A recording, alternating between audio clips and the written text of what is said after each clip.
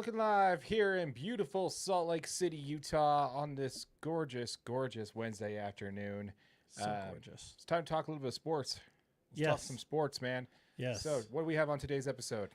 Today, the big question is buy stock for Utah and sell stock for BYU.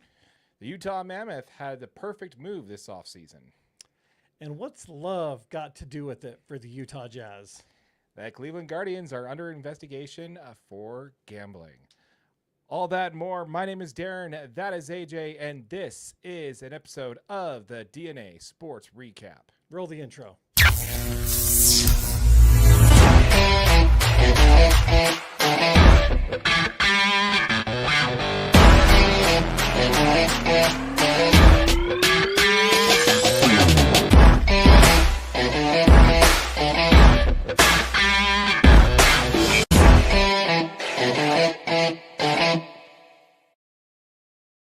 What's going on, my friend? What is up, buddy? How are you doing? I am living the dream here. Living the dream. Happy it's Wednesday.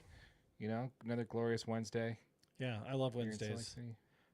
It was a hot Wednesday for me. A little bit of soccer outside. It's fine. Yep. But I'm here in the air conditioning, and Yep. it's beautiful. So glad my son gave up on soccer, man. And I'm just glad you have air conditioning. Just something about dragging your chair out there in the middle of freaking heat in the field, hoping and praying that you get a spot for shade. And yeah, dude. Yeah, there's not a lot of shade on the soccer fields. No, definitely not. Definitely No, not. yeah. But then again, my son chose swimming, so you know we're poolside, so the water's reflecting off of the sun's So reflecting. you off get the water. double. Yeah, Absolutely. It's great. It's good Yeah. stuff. Good stuff. But yeah, folks, before we get into content, folks, we want to remind you to engage in the conversation. Join us down in the comments, or if you're watching this on our live stream, please jump into the chat and let us know what your take is on what we're talking about today. We want to really engage with you. And while you're down there, consider smashing that like button for us. You know, slap us some engagement on the live stream. If you're watching this if you're listening to this on our podcast, a rate and review would be appreciated for sure. Yeah, make it happen. All right, before we get into content, folks, we also want to remind you a little bit about BYU and Utah. Before we talk about them, we want to talk to you about Utah Football DNA. This is a channel specifically for your Utah football team. It's a channel that we developed specifically for all of our Utah football content. It all will be posted here first. So if you have not yet, check out that channel in the description down below. If you're watching this on our main channel, DNA Sports Recap. And if you are watching this on Utah Football DNA, be sure to slap us a like, say hi, and check out the merch store. We have And hit that subscribe button. That's Do right. it. That's right. We will be giving away something. Tickets. Something. Yeah, maybe Something. tickets. Something once this channel is monetized. So be sure to get involved in that. Again, in the description down below, if you're watching this on our live stream every Wednesday evening, be on the lookout for that channel. We'll slap it around here somewhere. So, all right. So let's go ahead and get into it, man. What do we want to talk about when it comes to the Utes today? Oh, so there was yeah, I mean, there. Before you do that, let's go say hey to our channel legend, Greg Hoskins. What up, Greg? Greg, what's up, buddy? How are you, man? Good to see you. Thanks for joining. Yeah. But yeah, so again. Hold on. First things first. Oh, yes. That's what's going on, man. That's what threw you off. Yeah, dude. Cheers to you. Cheers to you guys.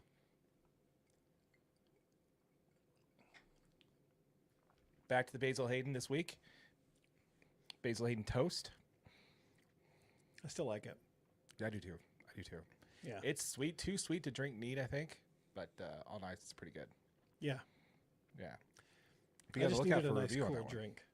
Huh? I just needed the nice cool drink. Yeah, where's your Fastenal water bottle today? I don't know.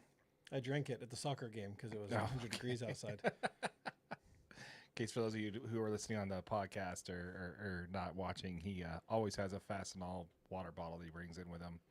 They're usually collecting around here somewhere.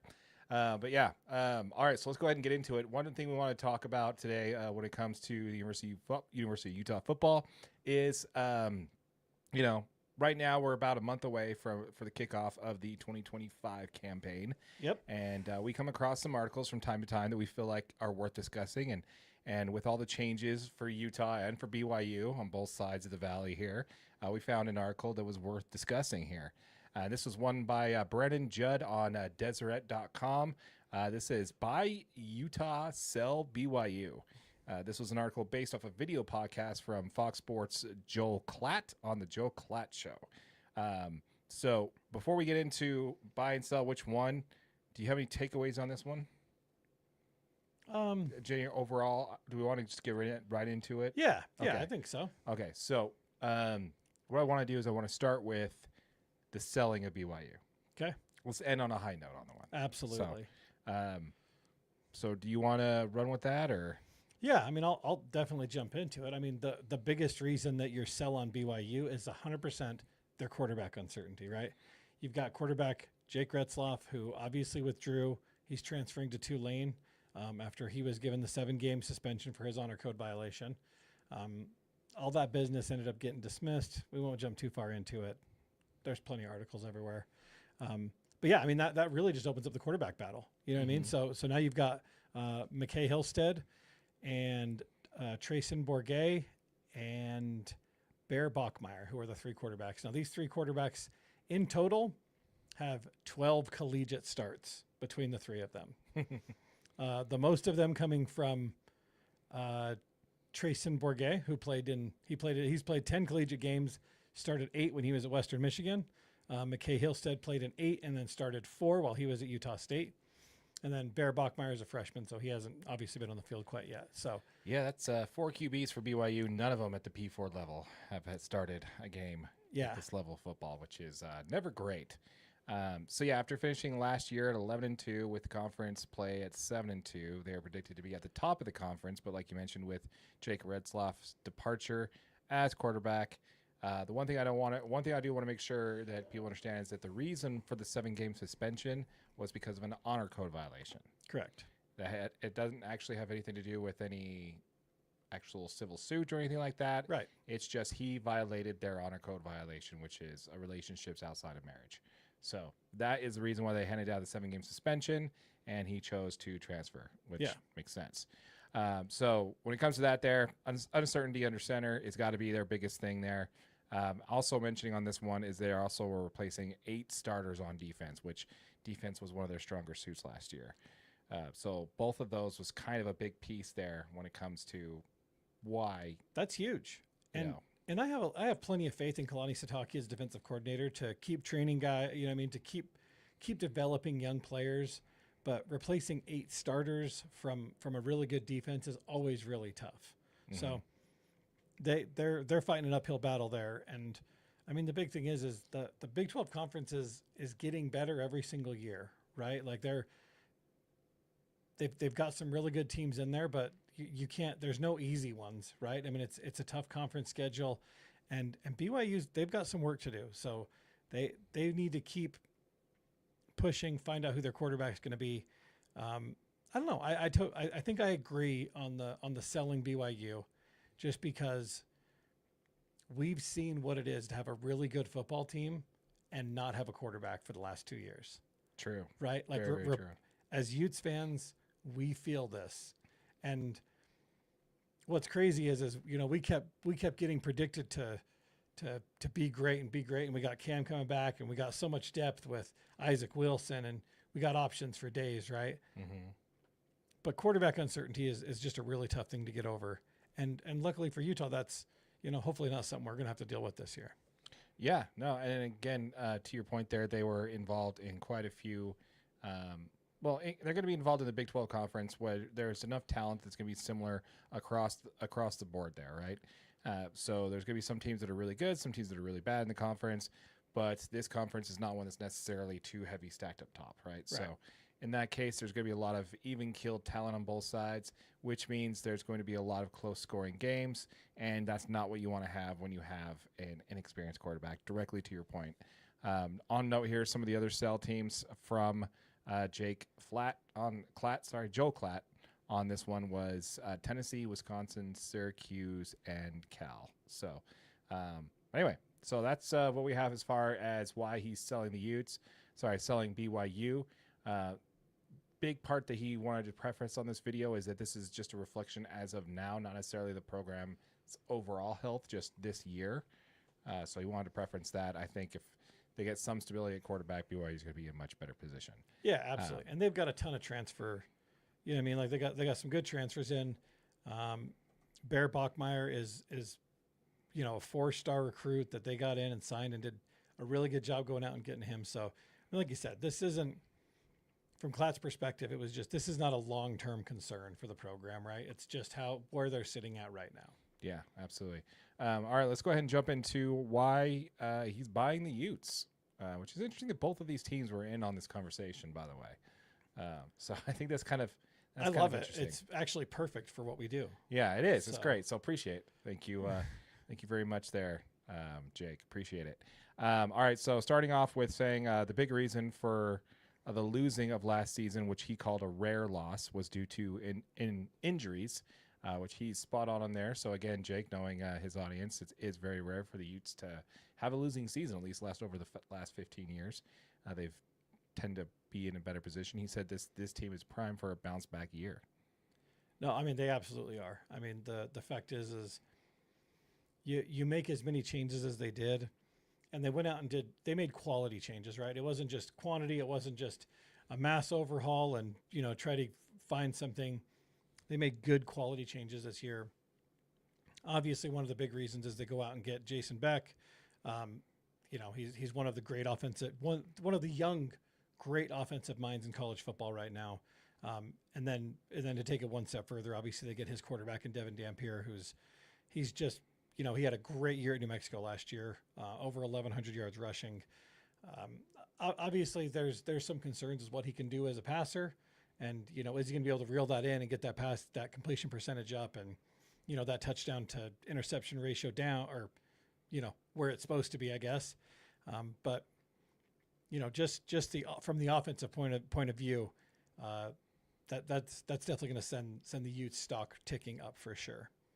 Oh yeah, and just like it was saying, what he was saying with BYU, it's very similar to how it's be facing for the University of Utah when it comes to similar talented teams. The offensive duo that they can provide, if they can provide any stability for Utah with even an average offense, is going to be huge. Yeah. So let me kind of rattle off a couple things here. The loss to TCU, 13-7. The loss to Houston, 17-14. The loss to BYU, 22-21, and the loss to Ohio State, 31-28. Those are 4 losses, and what do all those have in common, AJ? They're all one-score games. One possession losses. Mm-hmm. So even with an average offense for Utah, I'm confident they take all 4, but I'm really confident they get 3 out of those 4. Absolutely. So this is a completely different season at that point. Yes, exactly. And again, the defense is going to be able to hold up a lot better when they're not spending all their time on the field. Yeah. And that's basically what they had to do, is your defense was keeping you in games, and your offense was just, come on, guys, score somehow. And so now that even a even if that passing game's not there and it's just a run team, you know, we're like, good luck. We got a quarterback can run, so you got to stay in front of him, or you got to stay in front of, our running back room, which could, be, pretty insane as well this year. I think we've got a very well balanced pass threat for Devon Dampier to throw to, but yeah, go ahead and run for 1,000 yards on this team, man. You're gonna be Make sure likely. you guys check out our video on the Utah wide receiver room. Yeah, it'll be up here. Yeah, not to say anything against New Mexico's offensive line, but Utah's gonna have a much stronger offensive line than they got. Oh, so much when it better. comes to protection for his quarterback, giving him more time to throw the ball, less rushes on mistakes, you could expect that completion percentage to go up way above the 60 that he had. Yeah. And so I don't know, man. I just think that they're in a greater position to do so. And it's a pretty easy call for him to buy stock on Utah, because we are here, and it's not just because we're homers, but we are. Yeah, I mean, and the thing is that offensive line you're talking about, not only is it much better than the offensive line was for New Mexico, we're talking this is potentially one of the best offensive line units in the whole country. Mm-hmm. I mean, we got Spencer Fano and Caleb Lomu, which are both projected first-round NFL picks. Hey, it's early. We'll take it. We got 2 guys up front that are really talented, that have put in the work, and this is something that you can really kind of hang your hat on, because if you've got an offensive line that continue to produce, and you got a kind of a standout potentially running back in Wayshawn Parker that, if he can get behind those guys and we can just chug out and turn out 3-4 yards and delay some of these drives and get our defense rested up. Like you said, this team they look daunting, because they do got it all over the field, and they are well coached, and it's really exciting. Yeah. Other teams on the buy list, by the way, are Clemson, Michigan, Washington, and North Carolina. Once again, folks, we want to hear from you. Let us know what your thoughts are in the comments down below. As a reminder, we did just launch a channel for your Utah football team called Utah Football DNA. This is a channel dedicated to your Utah football, to your Utes. So be sure to check us out. Jump into the comments. Let us know what your take is regarding are you buying Utah stock and selling BYU, just like this article was mentioning there. We want to hear from you. Let us know what your thoughts are in the comments down below. While you're down there, slap us some engagement. Drop us a like on this video. If you're watching this on our live stream, there a link to the channel, or if you're watching this on our live stream or watching this on our main channel, DNA Sports Recap, a link to Utah Football DNA will be in the description down below. So be sure to check it out there, and check out the merch store, man. We got a Kyle Whittingham's Mercenary T-shirt in the store there. It's a good looking shirt. I like it. Just saying. Yeah, it's designed by a legend. Absolute legend. Myself. Yep, absolutely. All right, let's go ahead and pivot on and talk a little bit about the Utah Mammoth, shall we? Let's do it.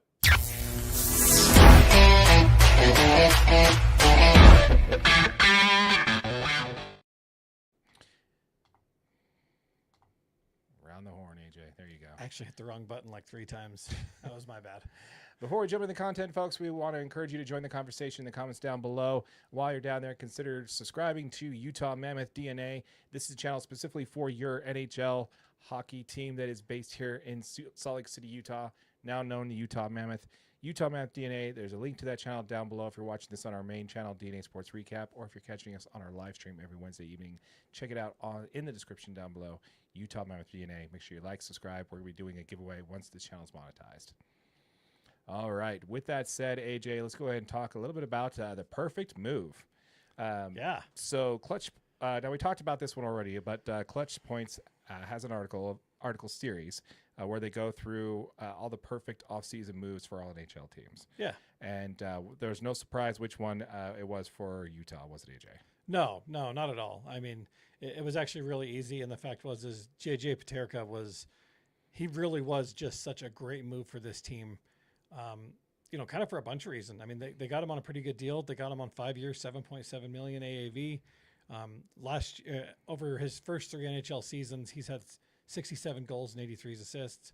And he really is. He's an upgrade over Josh Doan and Michael Kessering that we traded for. Mm-hmm. So this was a really, really good move for Utah. And I mean, some of this, kind of actually helped Utah move their odds. They moved to minus 128 to make the playoffs this season. So nice, which is huge. Yeah, absolutely. Yeah, and like you mentioned, we made the trade and then we immediately signed him to a 5-year extension, 7.7 million AAV. Last year, his season, he had 68 points, 27 goals, 41 assists on just last year, which is good to see. Very impressive. Listen to this line, dude. For the forwards, we got Gunther, Cooley, Keller, Hayton, Schmaltz, and Peterka. Yeah.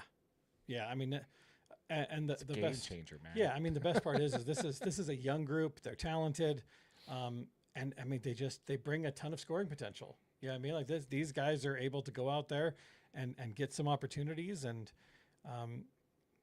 this is great, dude. This is a great move for Utah hockey. Absolutely. I mean, Clayton Keller led the team in points last year. Dylan Gunther was top 10 in goals last year. Yeah, in the NHL.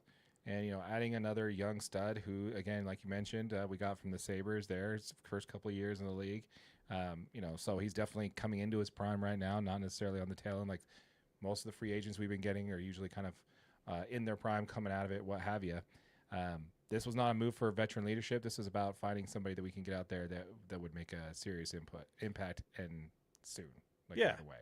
Love to see it. I mean that's the whole goal, and you can really see it by the management of this team. Is these guys are trying to put themselves in position to make obviously their first playoff berth. They want this to be the year that we get in there and these guys start getting some playoff experience, because this team's moving forward, right? Yeah. You better watch out, Ryan Smith. Your basketball team's gonna be passed up by this hockey. Oh wait, you own that one too. So you're good either way. That's right. We want to hear from you folks. Let us know what your thoughts are. We'll link to this Clutch Points article in the description of this video on Utah Mammoth DNA podcast. So it'll be in the description once this goes live on that channel. So be sure to give it a read and let us know what your thoughts are in the comments down below on that one. Now, this is something that actually happened in the beginning of the month, AJ. So this is one of the lower key signings that Utah's made, which happened at the beginning of the month on July 1st. Yeah. Which is when we got Vitek. I think it's Vaněček. Vaněček. Dude, I practiced this like 6 times before we went live, and as soon as I went live, I couldn't get the word out. Vaněček. I think it's Vaněček. Vaněček. Okay, Vaněček. Okay, yeah, you're right. But I'm not good at hockey names, Vitek dude. Vaněček. Dude, I'm worse than you are, man. This is brutal for me. Hockey fans are turning off the channel right now. They're like, nope. Yeah, just like skip. Anyway, so he signed a 1-year contract, which he did finish off his season last year with the Panthers. Yeah. They did something kind of special last year, didn't they? Yeah, they won a Stanley Cup. For back-to-back. Yeah. Which is awesome. So, I mean, this guy's this is a more valuable pickup than I think people realize. Okay. Right? I mean, I think it's huge that they didn't just go out there and get a guy. They went out there and got a guy that's got some playoff experience. He brings veteran leadership. He's got playoff experience, like good, solid playoff experience. They just won a Stanley Cup. And to move him in there and, it's not like he's kicking, Veggie out of the starting spot or anything. No, but definitely not.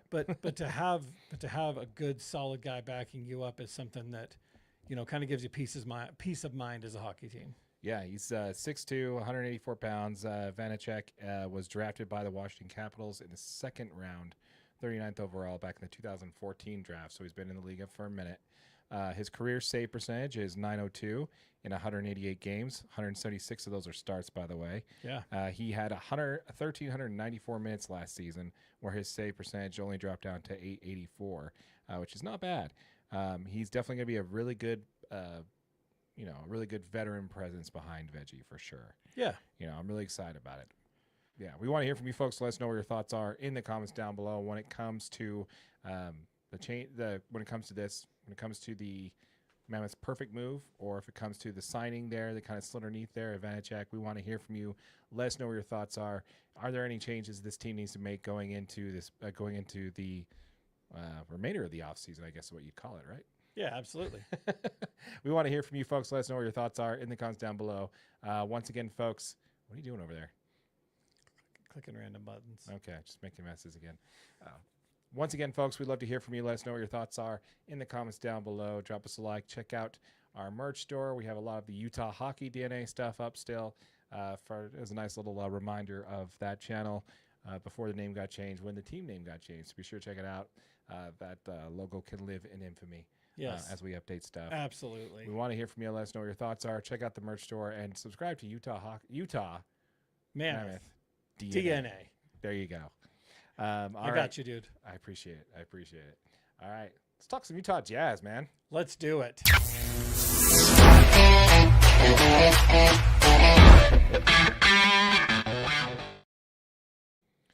Once again, folks, before we get into the content, we want to remind you about Utah Jazz DNA. This is a channel we developed specifically for your Utah Jazz content. We want to encourage you to jump into the conversation in the comments down below. While you're down there, consider subscribing to the channel if you're following us for our Utah Jazz content. Be sure to subscribe to this channel. Smash that like button for your boy AJ right over there. And check out some of the merch store, man. We got a Hot Rod Hunley t-shirt in the merch store down there. Check it out. We also got some other stuff we got coming in as well. So be sure to check it out. All right, so let's go ahead and get into some of the content here, man. I want to talk a little bit about the Utah Jazz. First thing, AJ, is why is AJ? First of all, buckets. Second, dude, what is Kevin Love still doing on this roster? I do not know, dude. I mean, this was supposed to be very clearly a sign, wave, get him off the roster. I don't get it, dude. I mean, I don't know what the holdup is. I feel like I could see the Jazz like trying to get something back for him. Right. Yeah, I mean, like just testing the market to see if anybody will offer anything for him, because they're going to pay some of his salary. No one's going to pay his full. I think it's $8 million is what he's supposed to be making this year or something like that. 4.7. Oh, is it only 4.7? Okay. I mean, I guess that's not terrible. No. Not nearly as much as I thought. Well, what's good about this is here's according to NBA insider Jake Fisher, Love is looking for a big glamour market for his next destination, which I don't think it's going to be Utah if you're looking for a glamour market. But he's looking for either New York or Los Angeles. It's been materialized that he is interested in the Knicks and also in the Lakers.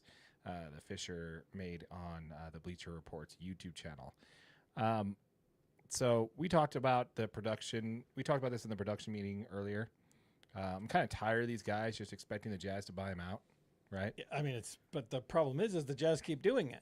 Yeah, I'm getting tired of the Jazz just being the favor, the third team that we're including in.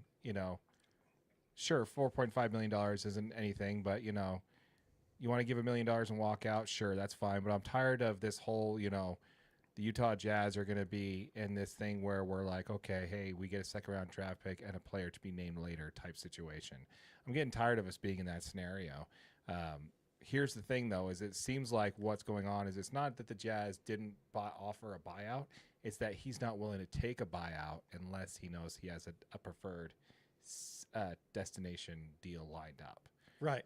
So I'm willing to bet you the Jazz probably came up to him and said, hey, you got $4.5 million left on your contract. We'll buy you out $1 million so you can go do what you want to do. Yeah. Somebody needs to pay the other 3.5 or whatever it is. No, it's just a buyout. He's a free agent. Just done after that. Okay, I got you. So the Jazz just said, hey, we'll pay you $1 million to go away, and then he's like, okay, takes $1 million, and he signs as a free agent somewhere else. He's not willing to do that because someone's not going to offer him $3.5 million to play for their team. Yeah. So he wants to make sure that he has a landing spot before so he doesn't walk away from $3 million in one of the twilight years of his career. So that's basically the take on what some of the rumors are, is that he's not willing to accept a buyout that's not favorable to him unless he already knows he's got a destination city lined up. Get ready to put on the purple and blue then, man. No, what I think is actually going to happen is I think the Jazz are going to trade him for a second-round draft pick somewhere. They're going to find somewhere to dump him for a second-round draft pick and let that be their problem. They're going to try and be nice, probably, see if New York would want to take him or if the Lakers want to take him. There's a future second-round draft pick somewhere in the league, somewhere down the line there for them. Yeah. So, yeah, sure, why not? Trade him for a second-round draft pick. I just don't think the Jazz are in any hurry to make the Lakers better for nothing. Yeah, I mean, why would we pay Kevin Love $1 million so he can go sign with the Lakers? I mean, my thing is this guy's really, really on the tail end of his career, right? He's pushing 40. I mean, he averaged under 11 minutes per game last year, and really at this point in his career, he's really just stretched the floor. You know what I mean? Like he's just not nearly the effective Kevin Love that won an NBA championship. He's out there to really offer leadership and be that guy that is playing with his friends. I mean, that's why the Lakers are even remotely an option, is because LeBron James is there. Yeah, reunite with your old NBA champ buddy. Yeah. You know what I mean? But, I mean, it's not like the Lakers are competing for an NBA championship next year. Well, according to them, they probably feel like they are. Have you seen Skinny Luka? I have seen Skinny Luka, and it looks weird, actually. That's Skinny Luka thing, man. This is like the Ben Simmons always showing up in the off season, showing videos of him just draining threes in a practice facility, an empty gym somewhere. Every year we get the Skinny Luka thing where he's like working out, getting jacked somewhere, and it's always convenient that it's when he's going to be playing in a tournament for his home country. Yeah, that he always seems to be in the best shape of his life. But he looks a lot different this time. So we'll see if it's a little different. We'll see if his head coach JJ. His comments, JJ Redick, his comments that he made about we need to be in playoff shape. Let's see if that sunk in for him. We'll see. But yeah, so I don't know, man. I'm just tired of the Jazz being the third team in these blockbuster trades where we get a player to be named later.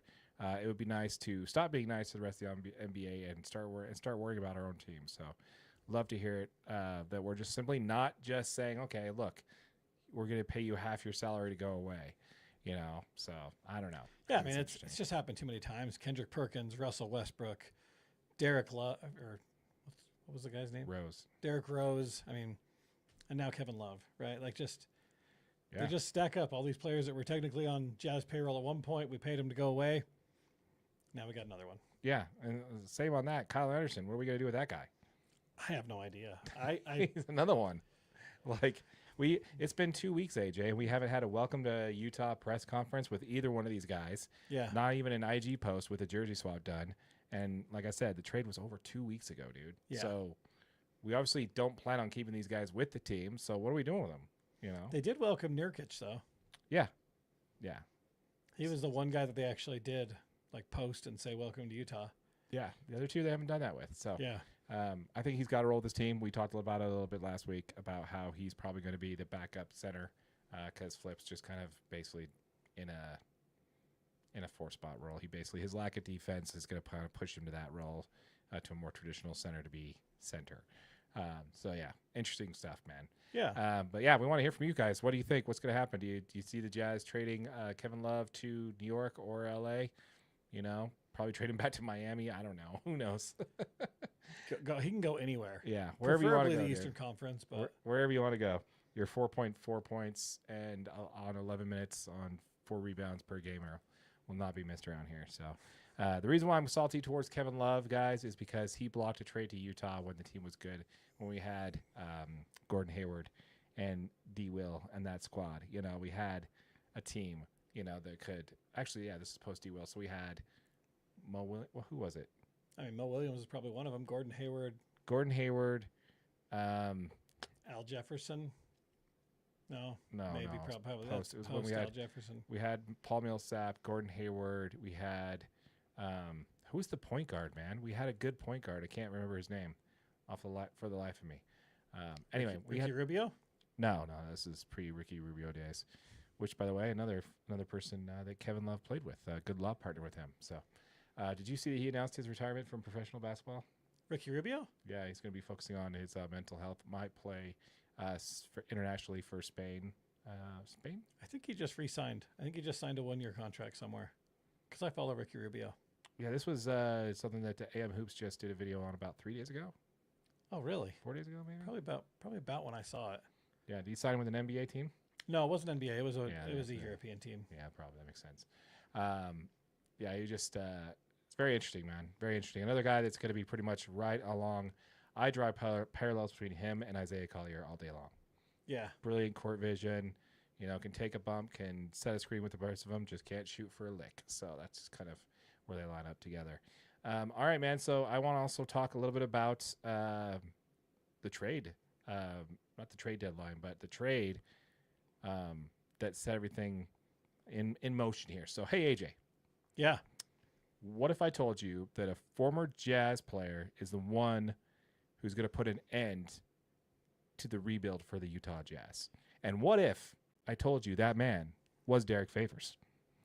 I would say how and why.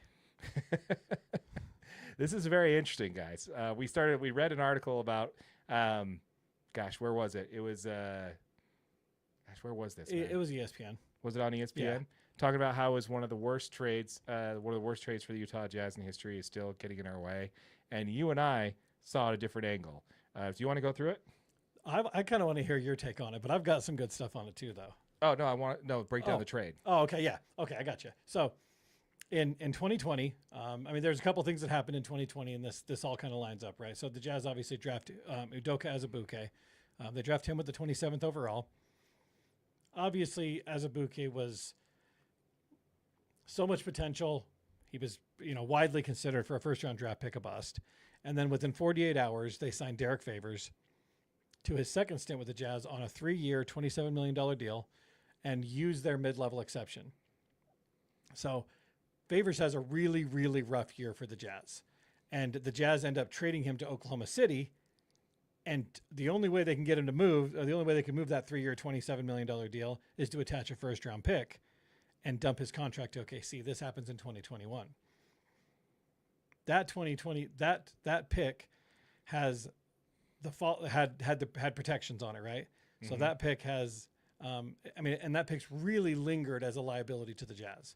So it was top 10 protected in 24, which did not convey. Top 10 protected in 25, which did not convey. Mm-hmm. And now in 2026, this is also that now it is top 8 protected. If it doesn't convey now, the obligation extinguishes. Right. So what we're saying is that because of the Dereck Favors trade, because we were offloading him, he set the tone for if the Jazz were to go into a rebuild, that is where the bottom is going to be. Like they can no longer, after the 2026 draft, this was the last year where it was important for them not to be bad enough to where they had to where they would have to care about losing their first pick. Correct. 2026 is a loaded draft. We have a guy who's already on the Jazz payroll right now, playing for BYU that the Jazz are hoping to land, as well as several other options. There's that Boozer kid. Yeah. It's also pretty good. And who's the guy that's the number one option right now towards most of the league? What's his name? Dereck something Dereck? I don't know. Anyway, terrible basketball fan for not knowing who that is. But anyway, so what we're saying here is that when the Jazz, you and I both agree that the Jazz actually did not think they were going into full tank rebuild mode when they traded away Dereck Favors. No, when they traded away Rudy and Donovan. Oh, right. Absolutely. Because if they did, that was one of the worst rebuilds ever made. Because what they did is they waited 2 years before they actually tore it all the way down and actually tried to rebuild, try to start from the bottom and go through the tanking process and rebuild from the ground up. They got a bunch of players better than they thought. They made some moves at the trade deadline to make themselves. They were looking at the trade deadline to see if they could get better, and then they were on the cusp there, making the play in, and they're like, okay, we're not going to make it. Let's trade away assets. And the same thing they try to do the next year. So I think what they thought they could do the first couple of years is they could just kind of pivot and kind of slow grow, but still be relatively competitive within the play-in tournament-ish era. Yeah. And then when they decided to go into full tank mode and strip the thing down to the bare bones, they looked at that and said, okay, when that pick is no longer has to be conveyed, if it's not top 10, top 8 protected, that's when we're setting the deadline. Yeah. And I think that's exactly what the Utah Jazz did when they finally, AJ, blew it all up. Yeah. So I don't know. What do you think? I mean, I 100% agree. And I think that the big thing is the Jazz, this pick is really lingering for them, right? Because they knew that they had to be one of the worst teams in the league to protect this pick. Otherwise, they're giving it up. Mm-hmm. Now, at this point, my question is are the Jazz going to look, are we going to be one of the worst 8 teams in the league this year? Most likely. Right. But if we're not one of the worst teams in the league, we can still fall outside of that top 8. Right. Now, how much would it suck if we get the number 9th pick and we go, you know what I mean? We fall outside of the lottery, get the 9th pick, and that goes to Oklahoma City, who just won the NBA title. Oh, that would be pretty similar to what happened with the Golden State Warriors when Steph Curry got hurt. And they were all of a sudden were in the lottery and drafted Kuminga. Yeah. And then all of a sudden right back to winning an NBA championship a year later. Yeah. It'd be right around the same concept there. And it also feels kind of like, I don't know. For me, I honestly think that this is the time where the draft's going to favor the Jazz, I think. I don't think we're ever going to move up in the draft, like exceed odd expectations. But I do see that if we're not like the worst team in the NBA, we're not going to fall in the top 8 of the draft. Right. We're not going to drop down to 12 or whatever. We're going to still stay in the top 8, and hopefully with the bouncing balls, the weighted frozen bouncy balls, far our way this time, and we get a decent draft pick out of it, man. Because again, this one is front loaded. There's a lot of heavy talent in the top 5, just like this year, and I think that draft pick is going to convey something special. So. I love it, man. I love it, the fact that this was where I think the Utah Jazz set the deadline. It was like, we're only going to be bad till this time. Yeah. Regardless of what they said in the media. Right. But I just think it's kind of funny that we haven't noticed this till now, right? Yeah. Yeah. It's really interesting. Like the fact that we haven't really looked in so deep enough to see that we may not potentially own our first round pick until the end of 2026, right? Like we've been threatened with, conveying that pick to Oklahoma City. And when the Jazz went into this, they didn't even care about a first round pick, right? Like this is a team that was still planning on winning. That's what makes the John Collins signing very confusing. Yeah, so confusing, dude. Because you only get John Collins if you're trying to win basketball games. Do you remember how excited we were when the Jazz picked up John Collins? Yeah, and he had his best career year last year. Yeah, it's kind of got in the way statistically, of us absolutely, losing some games there. Yeah. But yeah, dude, when it comes to that, man, like, I don't know why we didn't see it. Probably because of the fact that what the Jazz were saying in press conferences, what the front office was saying, and what the team were doing were two completely different things. Yeah, 100%. They were saying, we're going to develop our young players. We're going to build from within. We're going to put, that kind of stuff. We're going to develop, young players. And then they go and they sign Collins. Yeah, it was just nothing like what, you know what I mean? Like, you're like, And they signed JC to an extension at that point too. I mean, and then they go pick up John. You know, I mean, I think Collins came shortly after that. Mm-hmm. No, he came over in the market and trade. Yeah, Colin Sexton. Yeah, he came in Yeah. the market and trade, but there was offers for him ever since we got him. Yeah. So it was just very much confusing. But when you look at it, and you look, okay, when the Jazz actually decided to let it go, this date was staring you clear in the face. Yeah. Like, okay, they don't want to convey their picks, so they're going to be bad enough until 2026, and then whatever happens after that, they get their pick based off of how good or bad they're going to be, which I think is fascinating. That one, that we didn't catch it before now, and two, is Dereck Favors that set this line, Utah Jazz legend. How good has OKC been at just working the draft market though? You know what I mean? To think Really good. This whole time they're just like, you better watch it, Jazz. Yeah. Yeah. Exactly. They're over here just cheering for the Jazz to win every single game, dude. Yeah. They're probably our biggest fans. They are our biggest fans. The funny thing about that is that they're also like still have more draft capital than the Jazz do right now, It's insane. and dude. they just won a title. That is such. I mean, Sam Presti's just done a anytime- fantastic job building that team. Anytime anybody's like, "Oh yeah, we're following the OKC blueprint," no, we're not. No, No, we're not. First No, of all, no. we don't have half the draft capital they do. yeah, not even close. And a lot of the players we drafted, I don't see an SGA on this roster, at least not yet. No, Potential, maybe.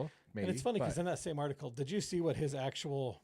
So, this worst mistake, the one that we're talking about here, the Favors move and stuff. Mhm. In that article, the biggest recent mistake he actually said the Jazz's issue was the Jazz not trading Lauri Markkanen after his value peaked after the 22-23 season, where he made an All-Star game. that is what we call a segue move right there, AJ.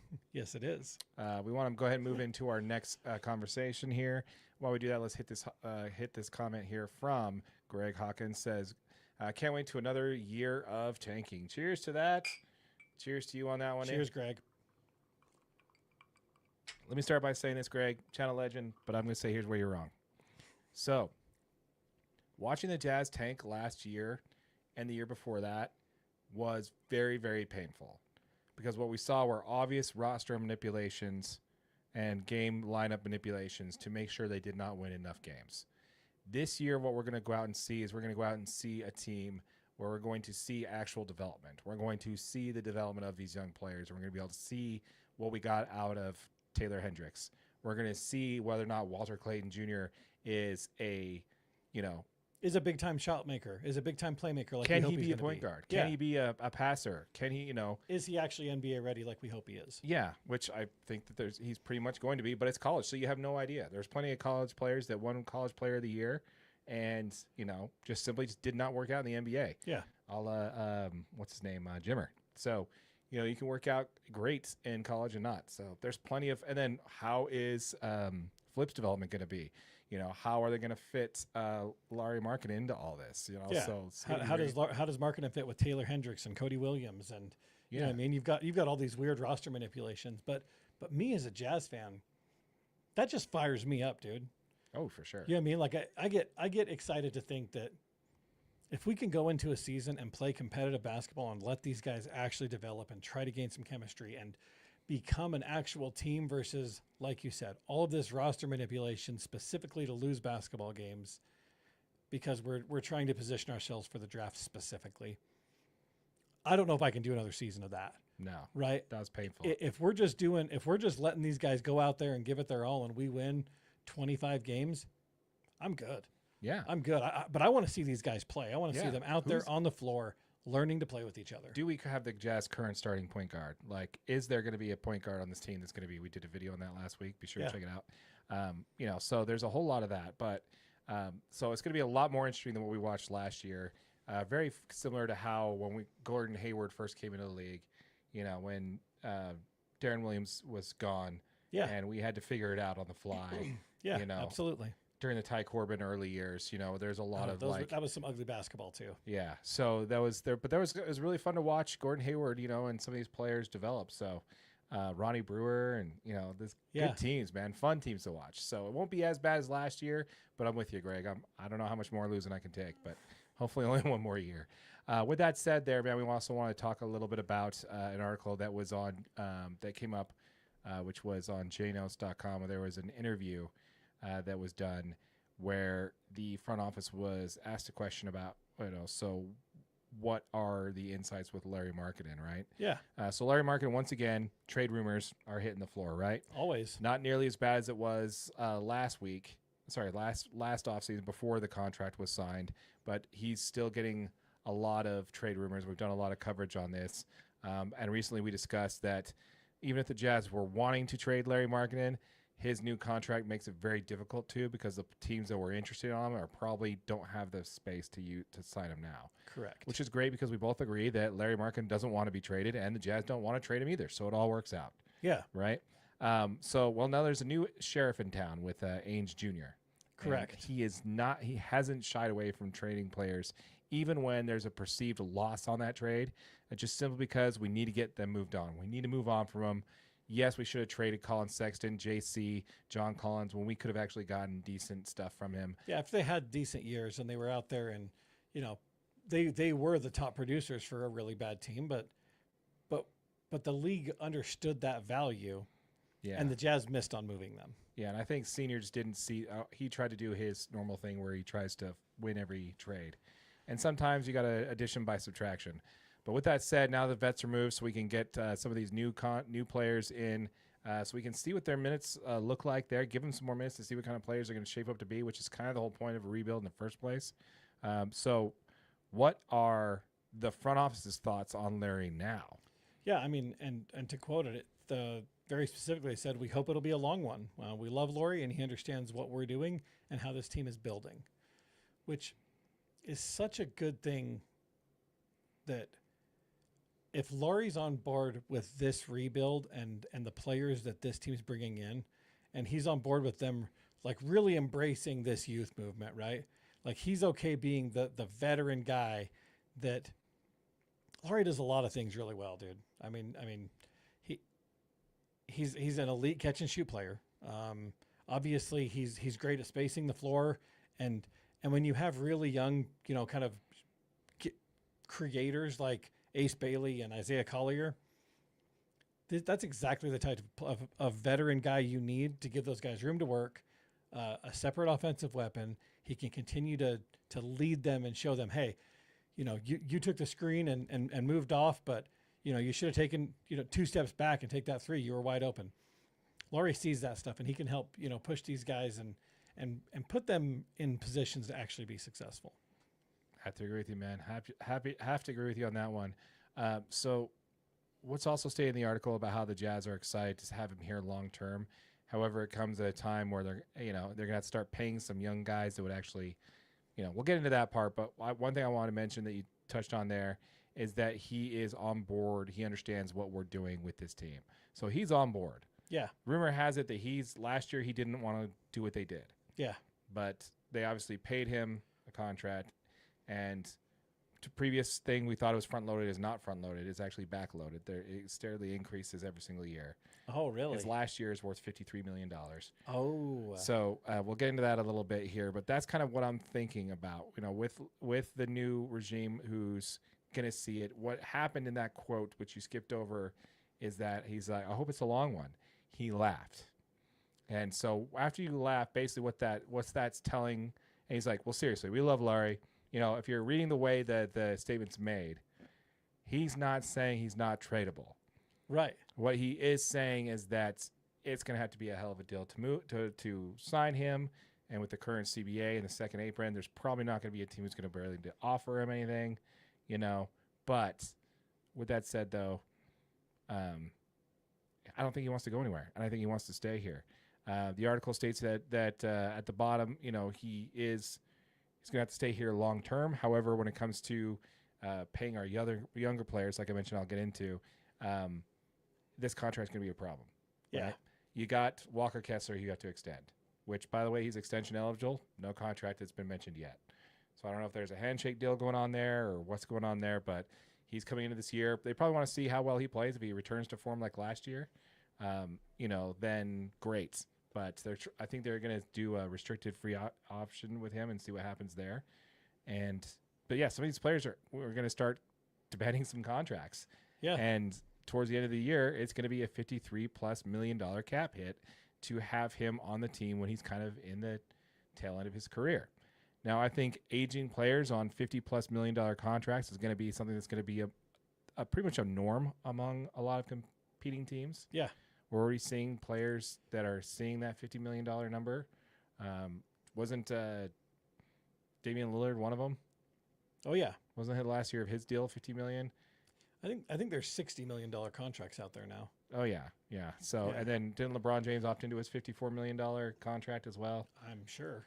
But it's LeBron James. He's still a top 10 player in the league, but he's definitely coming on the tail end of that. It's something that I'm going to see that's going to be something that's going to be more common for teams that are competing. They're going to have an aging vet on the team that's still valued, but it's going to be taking up a majority of your cap space that you want to put to somebody else. This can very much become like the Andre Karolinko contract, but I think along with the increase in the payroll luxury tax limit due to the new TV deal, it's not going to look as bad as it looks now. Like right now, you're looking at that like $53 million, $51 million the last 2 years, so $105 million in the last 2 years of his contract. That seems pretty daunting. Yeah. So a player with back issues who can only shoot threes, at that point, he's not going to be as explosive as he is now. I mean, you say that he'll be 33. Yes, but a player that can move like him, that is already having back 7'1" back issues, spasms, right? But he did have some injury history before he came to Utah too, when they weren't necessarily trying to. I think Lauri can be healthy for a full year if we need him to be, though, and that's kind of the exciting part is if we're actually playing games to have him out there and be the veteran presence, to kind of lead some of these guys into some of these games, and he can be healthy and be available. He is a huge asset to this team, in my opinion. I do see them being some Phantom IL stints, though, like a game or two, like back to back.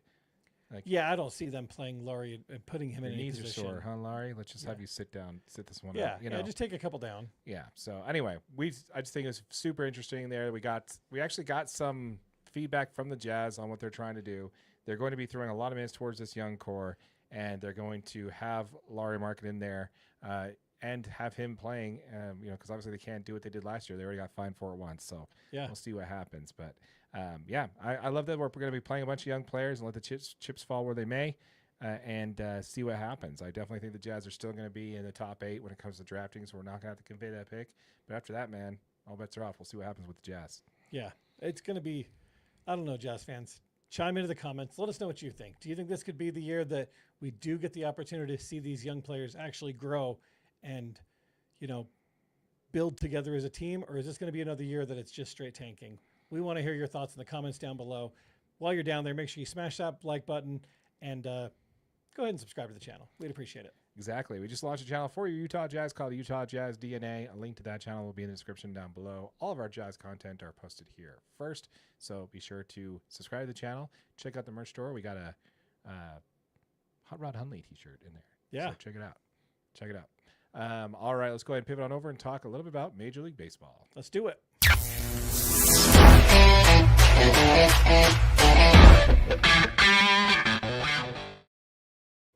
All right, now before we get talking about baseball, I do want to take a quick moment to honor the passing of the great Ryne Sandberg, Hall of Fame second baseman. He died this week. 10-time All-Star who collected 9 Gold Glove awards, 7 Silver Sluggers, was the 1984 National League MVP. And to me, when I think about the Chicago Cubs, I think of Ryne Sandberg. He tragically passed away at 65 in a battle with cancer. So we lost a good one. Yeah, absolutely. I mean, I remember. I mean, this guy was a legend for that franchise. Oh, for sure. You know what I mean? And that's sad. Yep. Got a comment here from Greg Hawkins. R.I.P. Ryne. Legends never die. That's for sure. And to everybody, it's Ryne, not Ryan. I got tired of seeing that everywhere. I saw that way too much. Ryne really? Sandberg. His name's Ryne, not Ryan. Yeah, super sad. We got friend of the channel, Tammy Price, saying here sad. He was great and still relatively young. Yeah, 65, man. It's not an age you want to see somebody go, especially with cancer. Cancer's never fun. But Yeah, again, tip of the DNA cap to Ryne Sandberg. Say hey to Tommy up there for us, and what's his name? Harry Carey. What about Pete Rose? Harry Carey was the Cubs broadcaster, longtime Cubs broadcaster. Right. No? What about he can say hi to Pete Rose too? Sure. We can say hi to Pete Rose, but do you know who Harry Carey is? No. Oh my gosh. Okay. I thought we were just naming random people. No. So Harry Carey was probably one of the most well-known broadcasters outside of Bob Uecker. What's it, Bob Uecker? I can't remember. Anyway, so he's one of the most well-known. He's the one that saying and a 1 and a 2, take me out to the big freaking glasses. Okay. Usually drunk by the 7th inning. Sounds like my kind of guy. Dude, he was awesome. Yeah. Harry Carey, man. Awesome guy. Smiling down at us exactly with Ernie Banks up there for sure, man. For sure. Can you imagine the pickup game, Let's Play 2, that's going on in heaven right now with all the players that have recently gone? Yeah. And you got broadcast legends like Vin Scully up there. You got Hall of Fame managers Tommy Lasorda. You got a bunch of great ones up there for sure. Yeah, Harry Carey is a legendary broadcaster. Holy cow, that's what it was.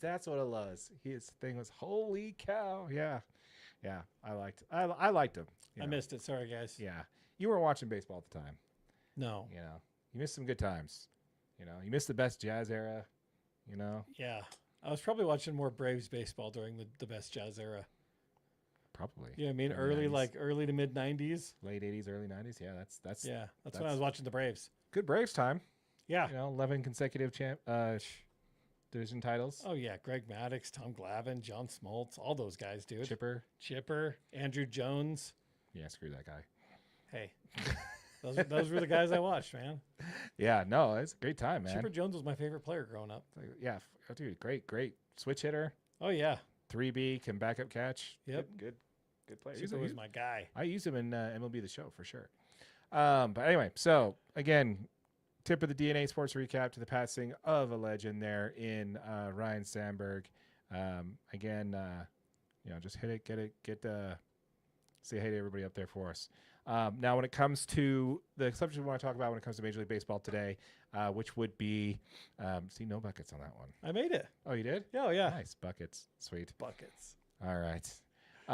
We want to talk, first of all, there's two main things we want to talk about. I know the trade deadline's tomorrow, and we'll get into that a little bit here, but let's talk about the subject that everybody's talking about this week in baseball, which was Bryce Harper versus Rob Manfred in the Phillies locker room. Did you hear this? I did. I did hear this. Yeah, I mean, so Bryce Harper confronts MLB Commissioner Rob Manfred during a team meeting with the Phillies last week. And Harper very specifically told him to get the F out of our clubhouse if he wanted to discuss the salary cap. This meeting was just part of Manfred's annual tour to all 30 MLB clubhouses. And Manfred didn't even explicitly mention a salary cap in his visit. But his discussion on economic issues within the league just turned Bryce the wrong way, man. Yeah, Bryce, if you're going to start talking about a salary cap, don't bring that in here. Yeah, and absolutely. He warned him, but then Manfred didn't back down, man. He said, we will talk about the salary cap. We need to. Interesting stuff, man. Yeah. I got a note here that said, Harper stood, held a bat, and said players are not scared to lose 162 games if a salary cap is proposed. Yeah. That's drawing the line in the sand. First of all, yeah. Bring it. Yeah. I mean, they were face to face. They got nose to nose. Both Manfred and Harper not backing down. By the way, Harper's big dude. The fact that Manfred stayed nose to nose and said, I will not shut the F up. We need to talk about this. This is important for growing the game. You got to love it. Oh, yeah. You got to love it. Both sides are not backing down. I can see both sides of this, AJ, pretty easily. I mean, obviously, we've got ownership group that's trying to set a salary cap and a players group that doesn't want a salary cap, right? And we have a collective bargaining agreement that's expiring after next season. Yeah. It's probably a good time to start the dialogue on this kind of stuff. Oh, it is. But on Bryce Harper's point, I can kind of see, wait a minute. First of all, you are preemptively striking on this. You're coming into our clubhouse while we're in the middle of a playoff race. Wrong place, wrong time. Yeah, trying to get your side of the argument in before we had a chance to even formulate ours yet. Yeah. Just trying to get in there and say this. And he disguises it all based off of, oh, well, we're just trying to get, I'm just trying to get better with knowing the players and having the, doing a better job of being better known within the players and all that stuff. And I don't know, man. I love it, dude. I think both sides are kind of wrong on this one. Bryce Harper, I mean, obviously you do want to talk about this, but I also love that the hard and fast line that he's saying is like, look, if you are going to threaten a salary cap, we are easily going to sit out a full season for this. Yeah. So I don't know, man. What's your take on that? What's your take on the salary cap? I mean, I think, I don't know. I definitely see both sides of this, right? From a player perspective, obviously, I mean, these guys really feel like it's, and to quote, an institutionalized collusion. I mean, they're pretty much saying that why would we want that ever? Right. Salary caps for players, those guys are never going to agree to that. I mean, whether they have a choice or not, obviously that's, yet to be seen. But I mean, I see a point from the league, from owners' perspectives that the goal of any salary cap is obviously to make the league, more even, top to bottom. And then I'd counter that argument with there's been 7 different World Series champions in 7 straight years. That's why that's why I see both sides, but I'm not sure I necessarily agree with that. Right. Like, yeah. The only reason why it's a problem is that the ownership group at the top, Dodgers owners included on this, said a salary cap is necessary because that means they're going to get a salary floor too. Correct. So they're getting tired of putting a competitive product out on the floor, right, out on the field every single year, and their luxury tax. Go tax. play the Rockies. Yeah, well, their luxury tax bill, AJ, $135 million, is more than the active payroll of the bottom 4 teams in the league, right, combined. Yeah. So their tax that they're paying. So basically, these teams like Fisher and all these other guys that are getting the $130 million, which is going to be $200 million this year. Yeah, I hear that they're going to use, that they're going to get in just a gimme when they're only putting $40, $60, $70 million in payroll on their team. Yeah, and they have to hide the rest of it into something else. I can understand as an ownership group, like, dude, this is not right. We gotta figure this out. Yeah, and if it means I could get a salary floor by agreeing to a salary cap, fine, I'll agree to a salary cap. But what are you gonna do to all the teams that they said at $300 million and there's like 10 teams that are over $300 million? Yeah. You guys got to cut the whole top 4 players off your team. That's fine. We'll just defer the rest of the Dodgers payrolls to another 10, 15 years out. Yeah, it's probably what will end up happening. I don't know, man. I don't think a salary cap in baseball is necessary because you have the luxury tax threshold. You get severe penalties. Right now, the Dodgers payroll, including penalties, is $500 million this year. Yeah. $500 million for a team that's not even the top team in baseball. Like in the top 10 teams in the power rankings right now, I think they're at like number 4, number 5. There are 2 teams you can combine their payroll, and it's still less than the Dodgers that are ahead of them in the standings right now. Yeah. How much money you spend does not matter in baseball. It literally doesn't. It has some say in it because you have more talent out there, but you still got to play ball, man. And just like happens every year, Dodgers just keep getting hurt. They spent $100 million on bullpen arms, and kid you not. How's that working out? Not great, AJ. Not great. We spent $100 million to not have to trade for people at the deadline, and look what we're doing. We're looking to trade for people at the deadline for the bullpen. It is absolutely ridiculous. Yeah. Yeah. I mean, I think at the end of the day, there's obviously some tension between players and league owners, and I don't think anybody wants a lockout or a work stoppage, whatever you want to call it. But I think as a fan, you might want to be ready and kind of brace for this to happen because the players are kind of digging their heels in, and so are the owners, and that's exactly how lockouts happen. Oh, yeah. And we definitely have a future topic of that coming up on the channel, so be sure to stay tuned. Make sure you're subscribed. Hit that notification bell because we're going to be diving into that topic on why a lockout is probably likely, gearing towards almost 90% according to Ken Rosenthal. So more on that later. We got a couple comments we want to hit here. Salary cap, millionaires versus billionaires. Let's see here. We also have no salary cap makes the Pirates ownership spend. No salary cap will make the Pirates ownership spend. Yeah, it'd have to come in with a salary floor, man. If you I heard a great, and I wish I could credit this back to whoever said it, but if you had to spend 80% of your revenue on your team, I think that's a good rule. I think it's a good way to start getting teams to, I don't know. I guess I see it from the other side too, though. The fact is once you put in that floor, it is going to force teams' hands on some contracts, right? Yeah. Like you're going to be forced to maybe potentially overpay a player. Yeah, just like Servino or whatever his name was with the A's, they overpaid him just so they can hit the minimums that they need to hit. The rest of the owners won't get mad at him for, which they approved the sell to Vegas. Sorry, the move to Vegas, but only if they spent more money, and that's why they signed the Severino guy, Severino. Gosh. Anyway, yeah, dude, I'm right there with you. Salary floor would come in with that. Let's make it easy for both sides. Salary floor, $200 million. No, salary floor, $150 million. Salary ceiling, let's go $400 million. Right. But that way both sides are happy. Yeah.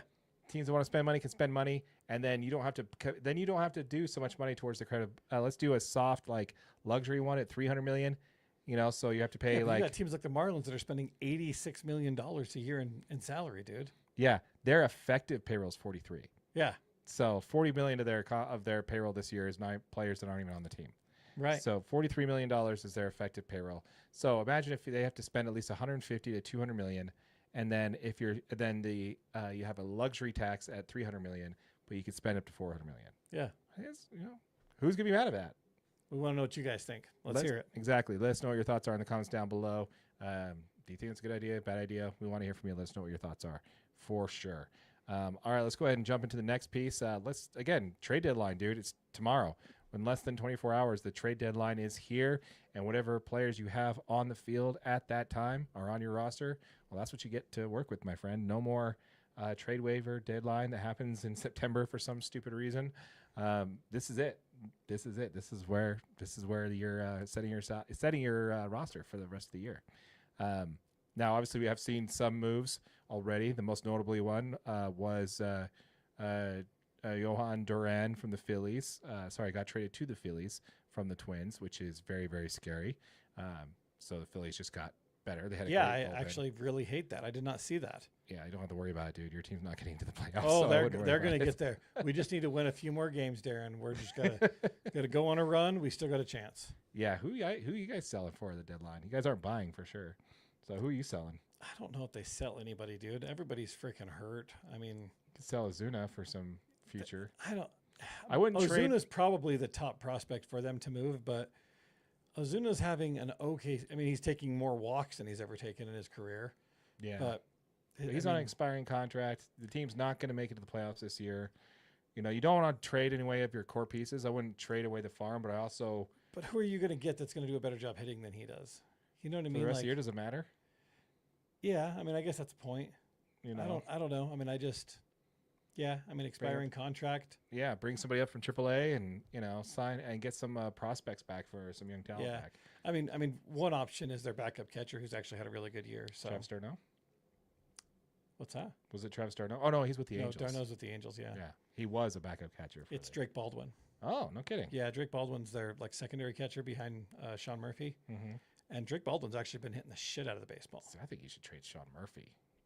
I like Sean Murphy. Yeah, it falls within the Braves' way of doing things. Sign your young talent to a longer extension and let the veterans walk away. Yeah. Look at you, Freddie Freeman. Love you in Dodger Blue, buddy. Love you in Dodger Blue. Worst move ever. Hey, Matt Olson's pretty good. Actually, I do.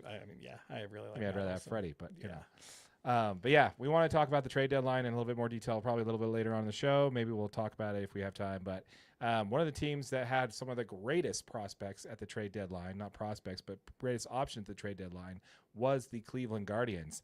But their two main pieces they probably would have traded away, now that they're kind of out of it looking in, was a starting pitcher and probably one of the most dominant relievers, dominant closers in the game, Emmanuel Clase. Well, guess what, AJ? They can't trade either of those players. Why is that, Darren? Both of them are on paid leave due to an investigation for gambling.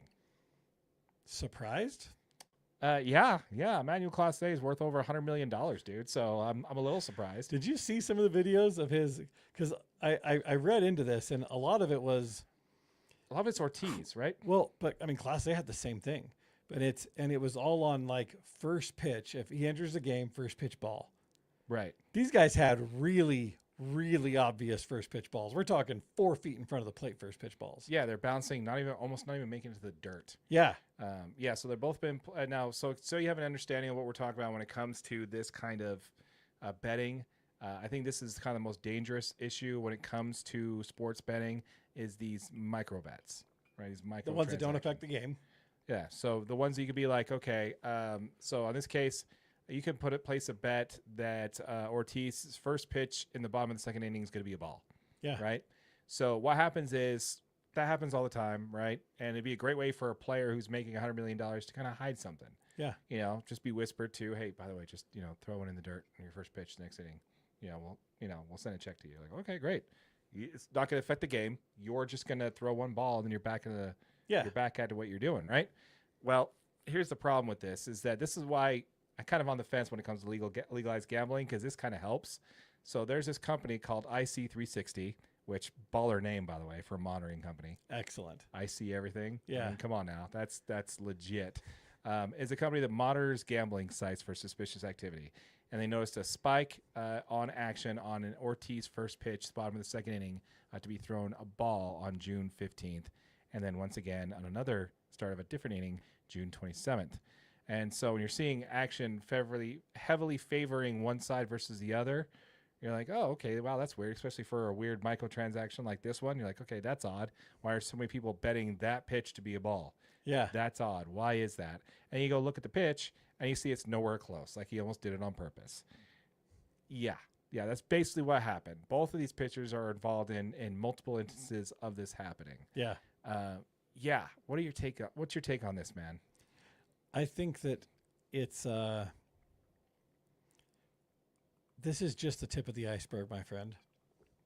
Yeah. Unfortunately, with sports betting, I mean, we're seeing it happen in all professional sports, and unfortunately, it's not going to stop here. And no. It's the crazy part is it's not necessarily ruining the game, but you're going to ruin careers. Yeah. That one pitch had ruined absolutely nothing to do with the ball game. You know what? Yeah, we know what hurts. You know who this hurts? This hurts the Cleveland Guardians. Absolutely. You just got rid of their best chance to improve in a season where they're not going to win. And they were only 4 games out of the wild card at the time of recording. These were huge trade assets. Yeah, they could have, if they kept them, they could have made a run for it. Mm-hmm. They're not too far out of it. And even if they are, they could have traded these for some great future assets. Trade Clase, flip him at the deadline, premium when you got a freaking closer. That dominates not so well in the playoffs last year, but I think he was tipping his pitches. But a dominant closer that you can't flip at the deadline because he's under investigation. Yeah. Until the end of August. 3-time All-Star, American League saves leader. I mean, on a team-friendly contract through 2028. I mean, this guy is. Yeah, I mean, he may be a popular trade target. I mean, the Guardians said very clearly that they were reluctant to move him anyway. But they were just driving the price. But the thing is like that doesn't matter. No. Because now it's not even an option. Yeah. There's Johan Duran as the premier trade piece that went down. But before that, it was Emmanuel Clase. Yeah. It easily was. So the Cleveland Guardians got screwed over this. What happens if everything happens, everything's copacetic, comes around? Okay, no fault here. Yeah. Nothing to see here. Everything's good. Everything's fine. The Guardians got hosed. Mm-hmm. And you're talking about a player who didn't get the chance to pitch for the last 2 months to rack up some more saves. Statistically, you're ruining his career there. You're ruining the team's chance at a decent season this year, decent assets for the offseason. This is really messing with the game. It may not mess with the game itself, but it's messing with the game, AJ. Yeah. And thank goodness for companies I can't believe I'm saying this, but betting monitoring companies, because this first of all, I don't think microtransactions would exist without this. I don't think you could do that on the black market. It's easy. Or doing it illegally. It's only on legalized sports gambling that I think you can get away with this. Right. But, we're starting to see more. We're starting to catch more. It's cost multiple sports. The NBA, we talked about on the NBA last week where, actually, did we talk about it on this channel? We haven't, have we? Mikal Bridges. Not Mikal Bridges. Malik Beasley.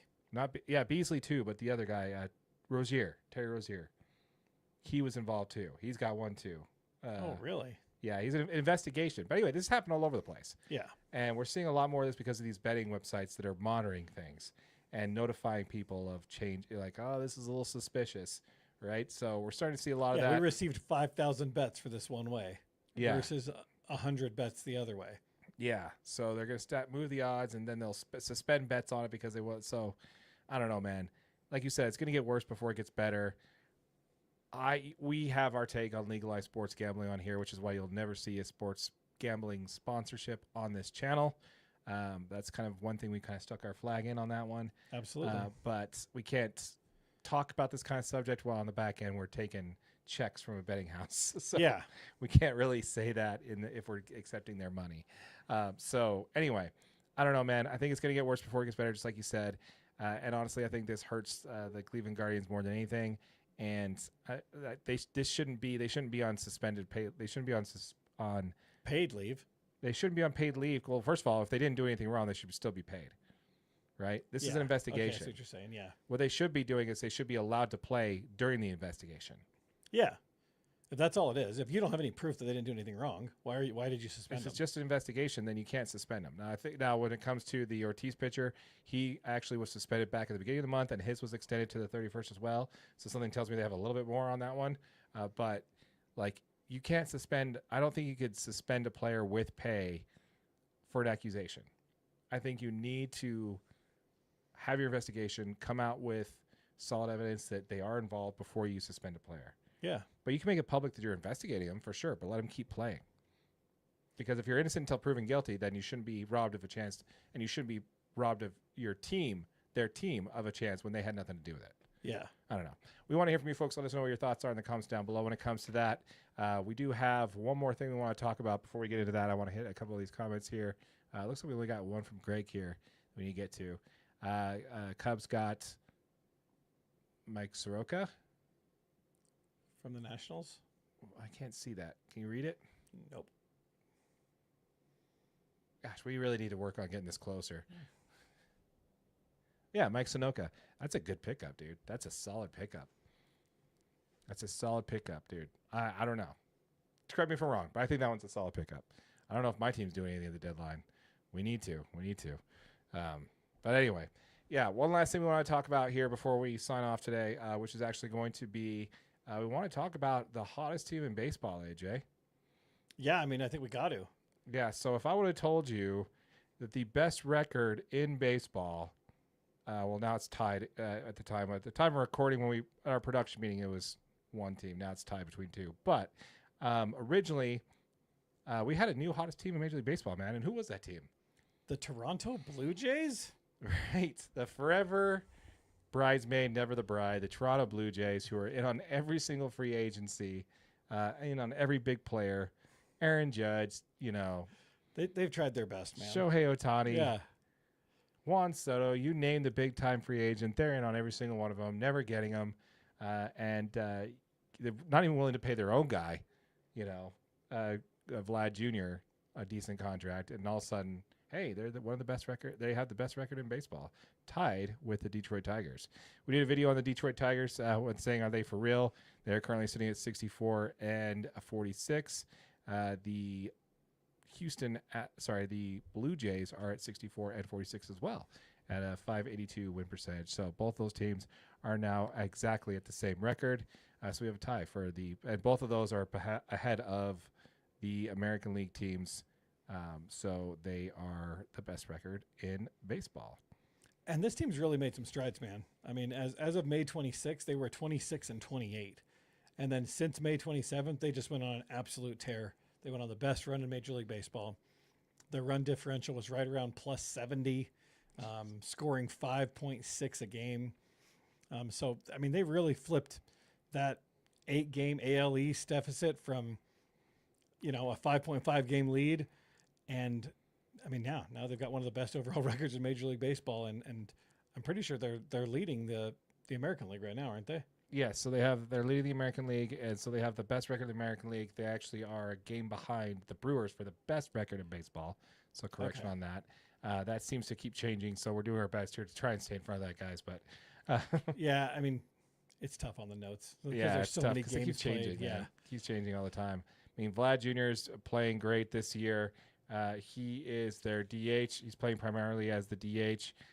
His season right now, he's batting at 295 with 15 home runs, 57 RBIs with no PS of 865. Again, that is coming up right after he just signed that massive contract extension during spring training this year. You also have Bo Bichette, one of the hottest trade pieces that that a lot of people were looking forward to shore up their shortstop. He's batting 291 with 13 home runs, 67 RBI, and more importantly, AJ, 4 stolen bases. Ooh. So MVP. That's right. That's right. Check out the shirt. We got a shirt. We have a shirt, don't we? There will be a shirt. I think they're stolen bases equals MVP. That's kind of how that one. I know we designed it. I don't know if we ever posted it. We got to get it up SB there. equals MVP. Yeah. Yep. We got to do that for sure. And also we've got, God, they just have a stat team, man. They're playing so well. Their pitching is actually pretty good as well when it comes to their rotation. As far as Barrios is probably one of my favorite guys they have there. He has a higher ERA this year than normal. He's currently at a 3.8 ERA, but he's substantially one of my favorite American League pitchers over the last several years. Also helps when you can get some run support, though.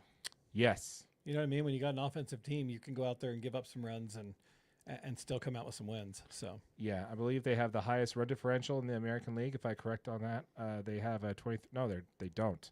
They're winning. They actually are winning without having that, which is actually quite impressive. The Yankees have a 96 run differential, which is leading the American League in run differential, even though they're in second place and are sitting 4 games back of the Blue Jays. So yeah, we just want to take a quick moment there to salute, to give a shout out to the Toronto Blue Jays, forever being the bridesmaids to actually, having the best record of the American League, man. So bravo. Yeah, especially going on a real tear like they did. Absolutely. That's really impressive. Absolutely. Hottest team. And congratulations to Brewers for being the best team in the National League as well. We love to see it. We'll get there. We'll catch you. Go Braves. We'll catch you.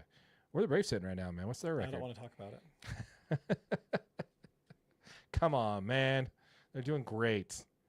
2-8 out of their last 10. 16 back from in the division. We just need to win a few, okay? We just go on a little mini run, piece some games together, we'll be okay. 14 games back in the wild card. Yeah, not looking good, my friend. Not looking good. How many games are there left? Oh gosh, There's still a lot of baseball to play, right? Less than half. So about a third of the season. Quarter stretch, I would say. With that said, though, I'd really like to know what the record was for the Braves in 2021. What their record was at the trade deadline last year. In 2021. I'd really like to know what their record was. I'd be curious to see that. Yeah. Because they did what they should do this year, which is go ahead and buy in all the free, go ahead and get all the best free, what I like to call it, the short-term rentals they can get their hands on. Yeah. And make a run at it, dude. Baseball's better when the Braves are good. So I agree. We want to hear from you folks. Let us know what your thoughts are in the comments down below. As a reminder, folks, this channel did hit 1,000 subscribers. We're giving away the first $500 that we earn in AdSense revenue to our subscribers. So if you've not yet, hit that subscribe button, hit that notification bell so you don't miss out on that giveaway. Yep, and if you're watching on YouTube on one of our short videos, just know this is available as a podcast wherever you get your audio. With all that said, my name is Darren, that is AJ, and this has been an episode of the DNA Sports Recap. Till next time.